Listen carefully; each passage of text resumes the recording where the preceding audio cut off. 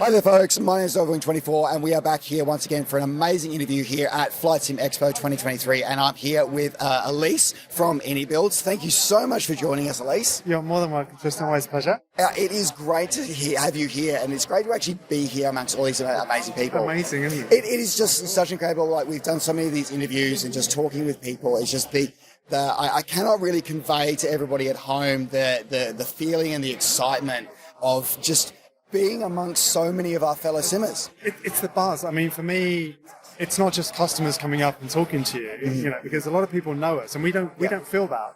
You know, we've got iniBuilds team, 32 of us here this time, which is huge as well. Wow. So that's amazing for us because it's people that I work with every single day I don't see, and you get to meet, and not just social, but even here, and you've got customers coming and saying, oh, did you develop this? It's like, oh yeah, I did this, I did that. And what is great for our team is they're seeing that firsthand. Whereas most developers will sit there and they'll be, you know, I see the end products, but I don't see the users talking about it. Yes. And the great thing about Expo and these kind of things is that happens. Yes. And you see the developers, I had them last night saying, I can't wait to do the next thing because the buzz. And again, it's that putting that personal connection, because we see so many pixels on a screen, but it's like, no, you know, these are the actual people, you know, we get to hands-on, we actually get to meet the people. So great. Now, speaking of amazing work that iniBuilds does, I do want to take a moment to talk about that being a first-party developer now, and of course, you know, iniBuilds contributing in so many ways to the 40th anniversary. Yeah. What was that like being able to create such iconic aircraft that, you know, that shaped aviation history and doing it for this amazing museum? Thanks. That's all that weight on my shoulders. No worries. I'm happy to help. That's what I do. Yeah, thanks, Tristan. It was a lot of weight on my shoulders. Not just mine, but obviously the entire team, because it's iconic aircraft that have been done in previous sims, FS9, all of the ones before. How do we live up to that? Now, obviously, technology changed. So PBR's changed, the modelling, we can do so many polys, trials. But also, I think there's a lot of self-imposed pressure. There wasn't so much pressure from Microsoft on it. It's Microsoft want a great product. And that's fantastic. That's obviously a given. It's the pressure on ourselves is we have to make the best that we can do, which again is also one of our mantras. We always do that. We're renowned for that. We always have been. But really getting that message across the team. So I'd sit and look at, let's say, a leather seat and say, okay, it looks like a leather seat, but does it feel like a leather seat? So how do you convey to a texture artist what something feels like when it's visual? That's our job as the management team to say, if I was imagining sitting this and all the creases and that level of detail. The creaks and the crease, and that gives you that of engagement. But also from a sound point of view. So with our sound engineer, I sat with our sound engineer, Tom, does amazing work. I said, okay, I'm imagining myself sitting in this and I'm flying around, maybe Duxford, something like that. Again, iconic airfields. Something like is how we do this. And Goose on the water. The challenges with Goose. And I literally sat there, this is very nerdy, very geeky. You guys will understand this. Weather vaning. How does the wind affect an aircraft on water? Okay. I've never done an amphibious aircraft before. The team had, so we had that knowledge there. CFD. So I literally sat there for 4 hours just with the Goose sitting on the lake with wind, and I was changing the wind direction to make sure it would weather vane, and I was watching all the lines on CFD. How awesome is that? That is cheeky, nerdy, but how awesome is that? That is so amazing on so many levels. That one, that you know, you encourage the team to take that level of detail to go that, because again, it's those small things that many of us don't necessarily think about, and yet that's what, you know, makes the difference between, you know, an okay add-on and an amazing add-on. Yeah, exactly. That's absolutely right. So hearing that, and as I said, with the technology changing is so cool, so exciting. There's things like the A310. So carrying on with this bit, things like the A310. If you take that, obviously part of the 40th anniversary pack. I've had so many people flying on an Xbox saying, I can now do commercial airliner on an Xbox because I've never flown it before, but for me it's important to have the checklist system. So that checklist system, we've got Airbus pilots, and I've got all the FCOMs telling me how this aircraft works, but I'm looking at it from a simmer's point of view. I've been simming 35 years. We don't talk about the number of years that we've been simming. We don't. We don't talk about it. But actually, you know, that long, I'm a simmer. Yeah. I've never flown an Airbus before. I'm GA, Warbirds, Jets, that's my passion. Yep. So if I need to get invested into a product, I want the community to be invested in that product as well. We want the best thing for them. Yep. How do I learn how to fly an Airbus? Yes. So then I translate that into how do I let the community learn how to fly an Airbus? And that's where the checklist system, and same with the Antonov. And I really love how you've picked up on that, because the fact that you've embraced our Xbox family. Yes.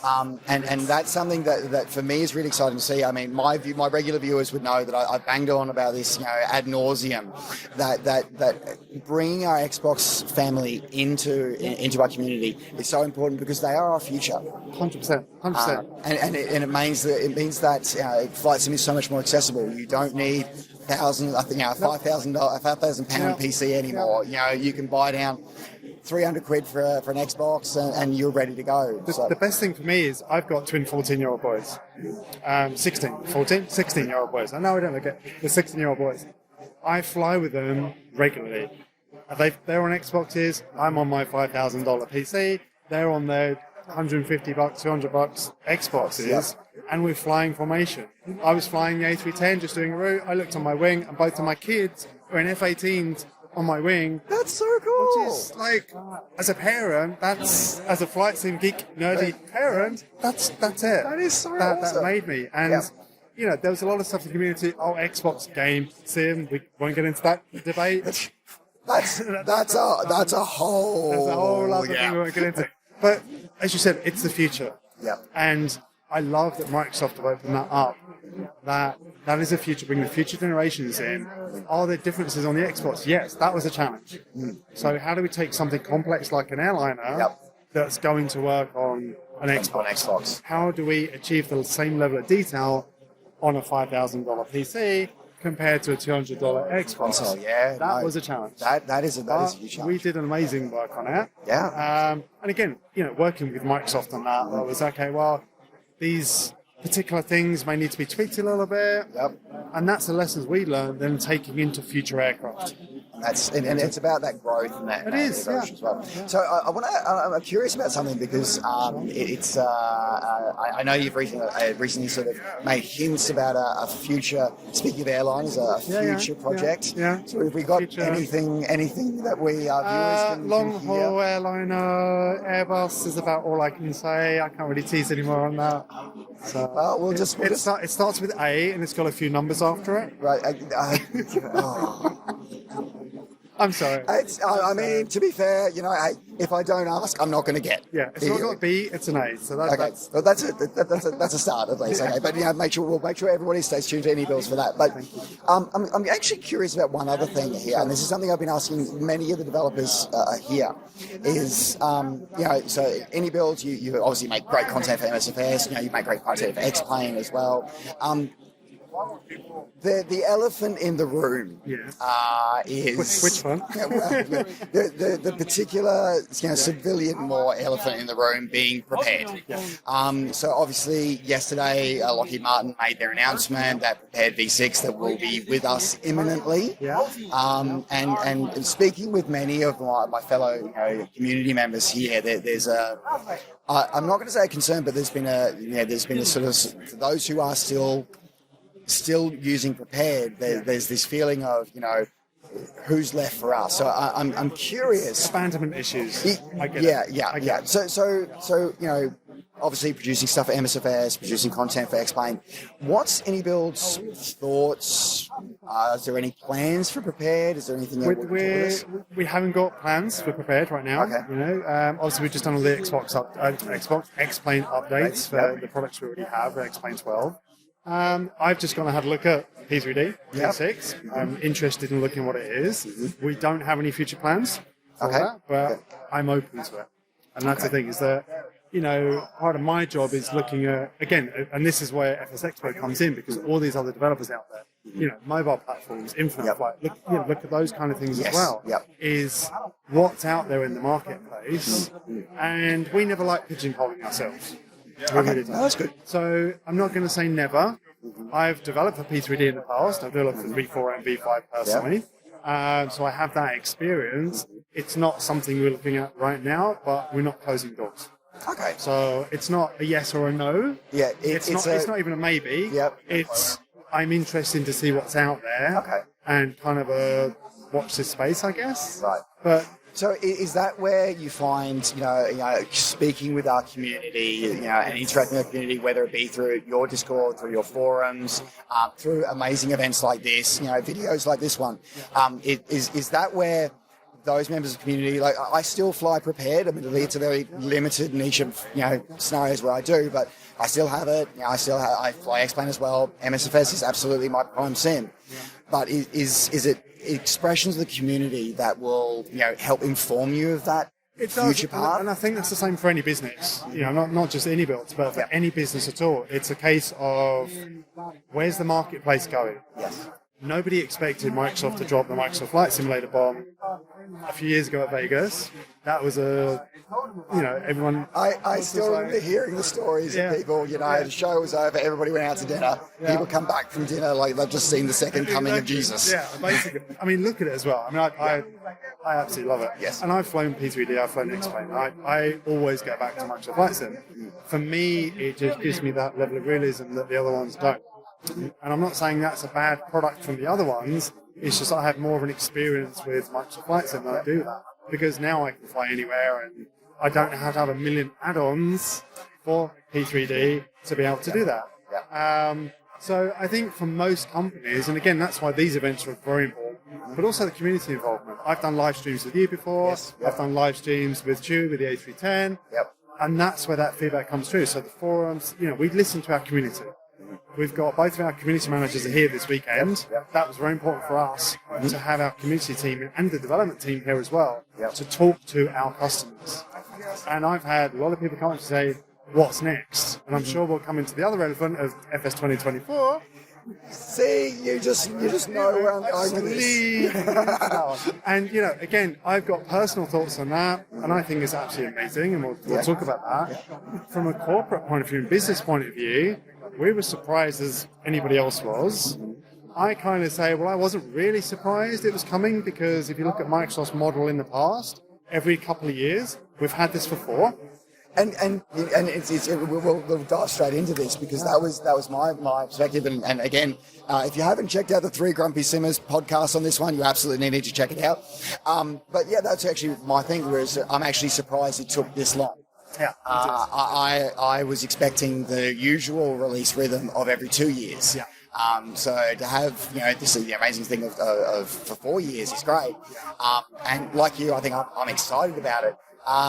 So the plans for the future. Obviously, you're sticking around. Yeah, sticking around. I mean, the thing is that we've had the same information that everybody else has had, and that's a trailer. And that's you're going to start talking about it 2 days ago. Yep. I've got no idea I'm so jet lagged. I've got no idea what time of day it is yet. I think it's Sunday. But and then obviously we've spoken to certain people. Yep. To find out as much information as we can. Jane's just come and taking photos of us doing the interview, and I was trying to say, Jane, tell me a few and no one's talking. And I get that. Yep. And the community needs to understand that developers don't know. We don't know, we know the same amount as you guys do. Yep. Until such point as we're told what differences are, what we've got to look at, how it's going to work. Yep. I look at the visuals, and I look at the aircraft that were in the trailer. Yep. And I'm looking at missions, and I've always wanted to do missions. Yes. And that's something even with the A300 we announced and we're showcasing here this weekend, is the A300, I've got a team that are dedicated to making cargo loads for the A300. Now that's got nothing to do with FS 2024, we didn't know it was coming, but as a business, we're looking at what I call added value. Yes. So for me as a simmer, what do I want to do when I fly? So if somebody's going to buy the A300, which is freight, freight around the world, what are we going to put in the hold? Okay, so let's think about that. So, we've done horse boxes, we've done Formula One race cars, we've done these standard cargo containers. I'm looking forward. I will grade my airline a normal to move. I'm not flying them to fly a Formula One race car in an A300. I will do that. We've got a guy who makes covers for us, and this cover is spectacular over this car. But the horses were bane of my existence even 2 weeks ago. But even the ears are animated, the heads move. It's that level of detail we go to because it's, for me, it's immersion. And it's not just me, it's the entire team. It's that immersion side of things of what does a flight simmer want to do when they're flying. So, you know, a lot of people using GSX. I personally don't use GSX. I'm happy. I use PackX. I load the passengers in the back of the A310 and I take them, I offload them, and I can see them moving around in the cabin. That's enough immersion for me, but some people like that extra level of absolutely. And I love how you sort of highlighted that because everybody's way of simming is valid. And that's something that again, I always bang on about because it's just so important that no matter how you fly, you know, whether it's, you know, you want to do the full GSX experience, you want to do the PackX, you know, or you're more like me where, you know, I'll do cargo runs, you know, illicit cargo runs in parallel 42 skydiving. You know, it's every one of those forms is valid. And it's great to hear that, you know, you're thinking about that and giving our community so much to be able to continue growing that amazing product. So. It really is. And you know, like you mentioned, you know, things like Sky Park and those kind of things. And Ed's and I had many chats many years ago at Cosford over quite a few beers, I'm sure. But also, it's what I love about, again, these events is that, you know, I've gone around and spoken to a lot of other people and companies I've worked for in the past, companies I know, friends here. And that's the thing that I think the community will see is that we are a bunch of friends because this is our passion. We wouldn't be doing this if it wasn't our passion. And I love that, you know, certainly about our development team, but also every other development team. It's a passion. We see that. We talk to each other. You know, everyone's like, what are you working on? What are you working on? And I've always been very collaborative, always been very open. It's, you know, well, I can't say what we're working on. However, I'm looking at what you're doing and I'm thinking, that looks really, really cool. You know, 8 to 8, bring accuracy. That was just mind-blowing. To me, we started doing persistent states and maintenance states on the P40, the BF108, and it's something we obviously were looking at doing. Now, is that based on my experience at P3D and AccuSim? Maybe. Did they influence me? Maybe. Maybe not. But the thing with this is that there are so many great products out there. There's so much hardware coming out. Look at all the new stuff that was announced. All the new hardware and how affordable it was. That's what I love the most. I want those screens. You know, my home setup is just going to be unbelievable. But again, Flight Sim Geek, Flight Sim Nerd, that sees all the stuff that's here at the shows, that I'm going away and thinking about what can we do with our aircraft, because that's my responsibility is aircraft. So what can we do with aircraft? But not just that, what can we do with scenery? So I'll go and sit with our scenery team and say, we're making this plane. How can we work with that and together? How can we leverage off all these amazing innovations that the community is coming up with? Because and I really want to think. I want to highlight that amazing part that you're saying that, you know, developers, we're not some, you know, developers. You're not some standoffish, you know, hidden people that don't care about the community. I'm pretty open. Yeah, like developers are part of the community, and they are driven by their passion, and it's great to see that. So, and that's the thing. You mentioned it before. It's very much community involvement. So that's why I come and do live streams with you, and that's why, you know, we're or the Microsoft, like, I know the Microsoft official live streams when an aircraft comes out, or the 40th anniversary came out, and, you know, cameras on there talking about the A310, those kind of things, and I did the one with Chewy.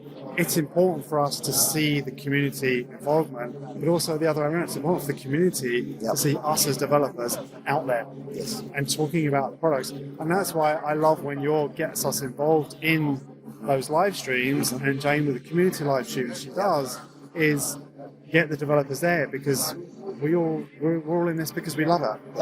And hopefully that passion comes across. No, it absolutely does. And look, I want to say thank you so much for joining us, because, and folks, as I said, like, thanks very much for joining us on these videos, but if you can ever get to any Flight Sim Expo anywhere in the world, absolutely do it, because it is absolutely influential. But I want to say a huge thank you once again, Elise, for joining us. And folks, thank you for joining us for another video. Take care, safe skies. We'll see you on the next video. See you guys.